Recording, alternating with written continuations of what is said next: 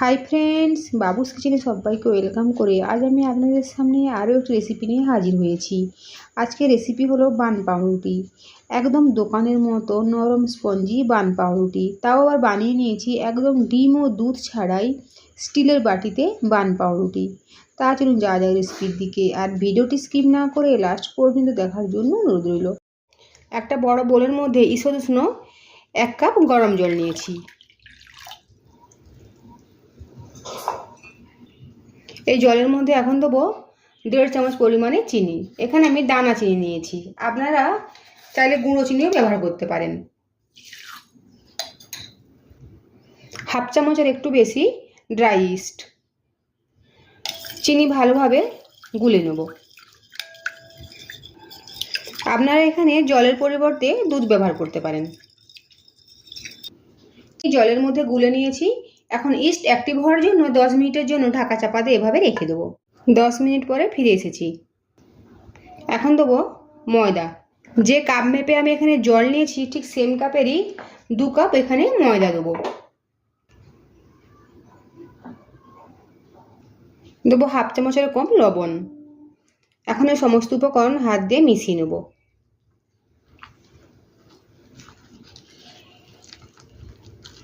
এই অবস্থায় তেল ব্যবহার করা যাবে না। দেখুন ডোটা কেমন স্টিকি স্টিকি হয়েছে। ব্রেডের ডো সাধারণত এভাবে স্টিকি হয়। ব্রেড বানানোর জন্য আমি এখানে 1 কাপ জলের জন্য 2 কাপ আর 2 চামচ মতো ময়দা ব্যবহার করেছি। আপনারা দুধ দিয়েও ঠিক সেম পরিমাণে ময়দা ব্যবহার করতে পারেন। দেখুন ডো এখন এই অবস্থায় রয়েছে, একদম হাতের মধ্যে আটকে যাচ্ছে। আরও কিছুক্ষণ সময় নিয়ে এভাবে ডোটা মেখে নেব।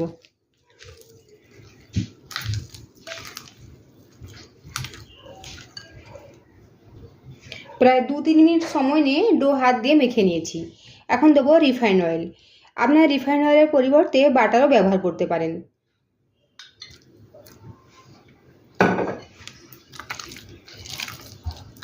রিফাইন্ড অয়েল ডোয়ের সাথে মিশিয়ে নেব।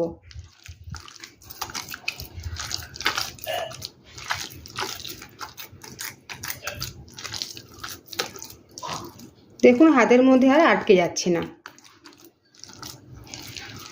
আবারও কিছুক্ষণ সময় নিয়ে ডোটা একটু এভাবে মেখে নেব।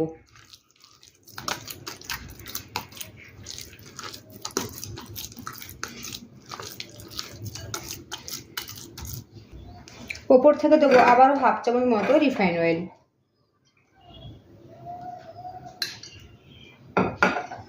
ডোয়ের ওপরে ভালোভাবে আবারও লাগিয়ে নেব।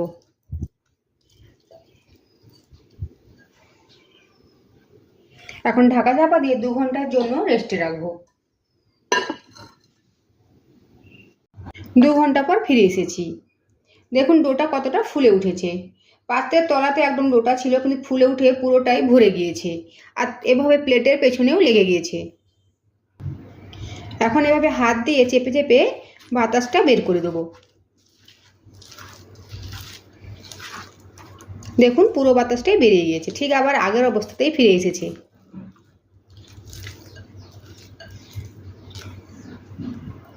দেখুন ডো একটা থালার মধ্যে নিয়ে নিয়েছি। আমি যেহেতু বাটিতে বান রুটি বানাবো, তাই এই ডোটা 3টে ভাগে ভাগ করে নেব, কারণ আমি 3টে বাটিতে বানাবো। একটা ছুরি দিয়ে আমি 3টে ভাগ করে নেব।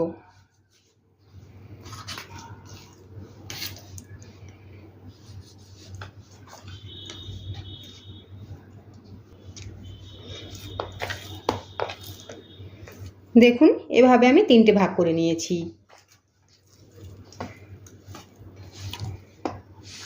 আপনারা চাইলে কোনো কেক ট্রেনের মধ্যেও বানাতে পারেন। যেহেতু আজকে আমি বান রুটি বানাবো, তাই বাটির মধ্যে নিয়েই বানাবো। দেখুন এভাবে আমি 3টে ভাগ করে নিয়েছি। এখন হাত দিয়ে এই ডোগুলো সেট করে নেব। ঠিক এভাবে ওপরটা মসৃণ করে নেব। দেখুন ঠিক এভাবে।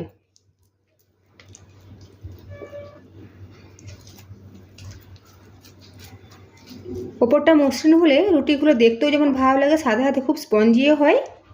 দেখুন ঠিক এভাবে করে নিয়েছি।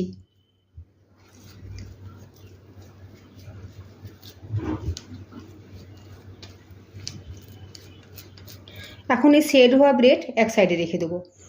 পাউরুটিগুলো বেক করার জন্য আমি এখানে বড় সাইজের 3টে স্টিলের বাটি নিয়েছি, আর বাটির মধ্যে খুব ভালোভাবে আমি তেল লাগিয়ে নিয়েছি। আপনার কাছে বাটি ছোট হয় তবে আপনারা 8টা বাটিও ব্যবহার করতে পারেন। আপনারা আপনাদের পছন্দ মতো বাটি নিতে পারেন। দেখুন বাটির মধ্যে খুব ভালোভাবে আমি তেল লাগিয়ে নিয়েছি। এখন এই বাটির মধ্যে আগে থেকে সেট করে রাখা ডোটা বসিয়ে দেবো, আর ওপর থেকে এভাবে একটু অয়েল ব্রাশ করে নেব। এর ফলে ওপরের অংশটা খুব সুন্দর স্মুথ থাকবে। দেখুন এই বাটিগুলো একটা থালার মধ্যে নিয়েছি। এখন এই বাটিগুলোর উপরে কোনো কিছু ঢাকা দিয়ে গরম জায়গার মধ্যে 1 ঘন্টার জন্য রেখে দেবো। 1 ঘন্টা পর ফিরে এসেছি। দেখুন ডো কীভাবে ফুলে উঠে বাটি থেকে পুরো বাইরে বেরিয়ে এসেছে।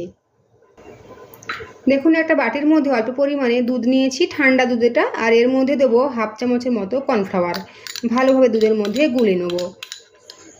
ব্রেডের ওপরটা সুন্দর একটা কালার নিয়ে আসার জন্য কর্নফ্লাওয়ার গোলা দুধটা ওপর থেকে এভাবে লাগিয়ে দেব। যেহেতু ডিম ব্যবহার করছি না, আর ডিম দিলে ডিমের কুসুমটা ওপর থেকে ঠিক এভাবে লাগিয়ে দিতে হবে।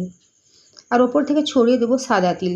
একদম দোকানের মতো সুন্দর দেখতে হবে এই বান পাউরুটিগুলো। গ্যাসের ফ্লেম মিডিয়ামে রেখে কড়াইটা আমি 5 মিনিটের জন্য প্রিহিট করে নিয়েছি। এখন কড়াইয়ের মধ্যে খুব সাবধানে বসিয়ে দেবো এই বাটিগুলো বসিয়ে দিয়েছি। এখন আর গ্যাসের ফ্লেম একদম কমিয়ে রেখে 15 মিনিটের জন্য বেক হতে দেবো।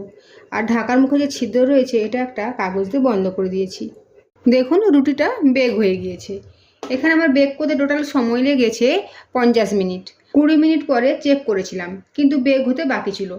টোটাল টাইম লেগেছে 50 মিনিট, আর গ্যাসের ফ্লেম একদম কমিয়ে রেখে আমি বেক করেছি। কড়াইটা ওভেন থেকে নামিয়ে কিচেন স্ল্যাবের মধ্যে রেখেছি। আর দেখুন রুটিগুলো খুব সুন্দরভাবে ফুলে উঠেছে, আর সাথেও কিন্তু কালারটা বেশ ভালো এসেছে। এখন ওপর থেকে একটু বাটার লাগিয়ে দেবো। এর ফলে রুটির ওপরটা খুব সুন্দর স্মুথ থাকবে। আর ঢাকা চাপা দিয়ে 1 ঘন্টার জন্য রেখে ঠান্ডা করে নেব। দেখুন বাটিগুলো ঠান্ডা হওয়ার পর এভাবে একটা প্লেটের উপরে বসিয়ে দিয়েছি। এখন এই ব্রেডগুলো বাটি থেকে তুলে নেব। একটা ছুরি দিয়ে এভাবে সাইডগুলো ছাড়িয়ে নেব। দেখুন ব্রেডগুলো বাটি থেকে ঠিক এভাবে আমি তুলে নিয়েছি। দেখুন ব্রেডগুলো বাটি থেকে বের করে নিয়েছি, আর এভাবে রেখে দেবো। দেখুন পেছন সাইডটাও খুব সুন্দরভাবে আমার বেক হয়েছে, আর একদম নরম আর স্পঞ্জি হয়েছে। দেখুন হাত দিয়ে বোঝাই যাচ্ছে প্রেস করলে। এখানে একটা ব্রেড আমি হাত দিয়ে ভাবে দেখুন ছিঁড়ে নিয়েছি। কত সুন্দরভাবে হয়েছে, একদম দোকানের মতো পারফেক্ট বান তৈরি হয়েছে। আজকের আমার এই রেসিপি যদি আপনার ভালো লেগে থাকে তো অবশ্যই কমেন্ট করে জানাবেন কেমন হয়েছে। সাথে চ্যানেলটি সাবস্ক্রাইব করার জন্য অনুরোধ রইল, আর আমার বাবুস কিচেন ফেসবুক পেজটি ফলো করার জন্য অনুরোধ রইল।